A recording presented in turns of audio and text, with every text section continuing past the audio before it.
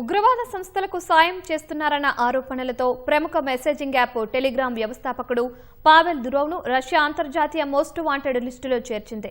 రష్యాలో విధ్వంసాలు, ఉగ్రదాడులు, సామూహిక హత్యలు, సైబర్ మోసాలకు పాల్పడేందుకు ఉక్రెయిన్ ఇంటెలిజెన్స్ ఏజెన్సీలు టెలిగ్రామ్లోని పలు ఛానళ్లను వాడుకున్నట్లు ఫెడరల్ సెక్యూరిటీ సర్వీస్ వెల్లడించింది.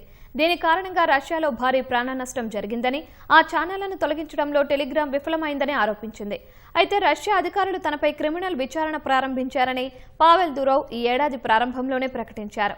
టెలిగ్రామ్ను నియంత్రించేందుకు కావాలనే సాకులు సృష్టిస్తున్నారని, గోప్యత, వాక్ స్వాతంత్ర హక్కులను అణచివేసే ప్రయత్నంలో భాగంగానే తప్పుడు ఆరోపణలు చేస్తున్నారని మండిపడ్డారు.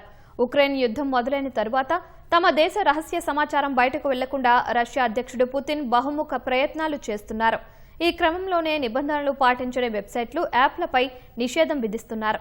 ఇంటర్నెట్ను పూర్తిగా తమ నియంత్రణలోకి తెచ్చేందుకు క్రెమ్లిన్ ఈ దిశగా అడుగులు వేస్తోందని నిపుణులు అభిప్రాయపడ్డారు.